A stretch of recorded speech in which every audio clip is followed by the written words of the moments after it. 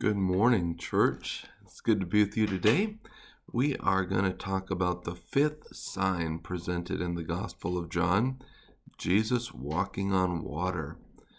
Now, after the event of the feeding of the 5,000 and the people about to come and take him by force to make him their king, he provided for them. He'd done this amazing miracle. He decides, no, that's not what's going to happen. So he withdraws by himself, and his disciples are sent to go back to the other side of the lake. And it's dark. And remember, darkness represents those times of confusion and trouble and difficulty in the Gospel of John. And it was actually night. So we have a dual representation here. And they're not getting very far. It's a storm. They can't get out. They just can't go very far. And it's just a difficult time. Jesus isn't with them. And so they're just struggling hours upon hours through the night. And this is representative. Here we can take this as a very literal event and as a symbolic event as well.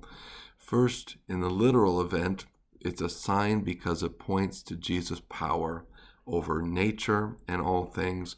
Conquering the sea is incredibly symbolic. As we read through the Old Testament, we see over and over again Leviathan and the sea representative of chaos and those forces that are opposing to Christ. It was often seen as a frightening and a tempestuous thing. And so when Jesus calms the sea with a word and he walks upon it, it is showing us that Jesus can overcome chaos. He can overcome all of those things that are opposed to him.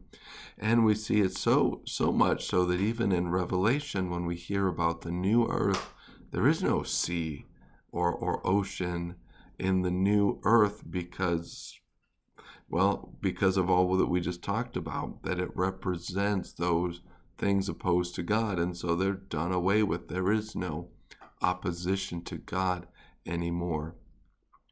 And symbolically, we see that when we labor all by ourselves, absent the presence of Jesus, we're not going to get very far.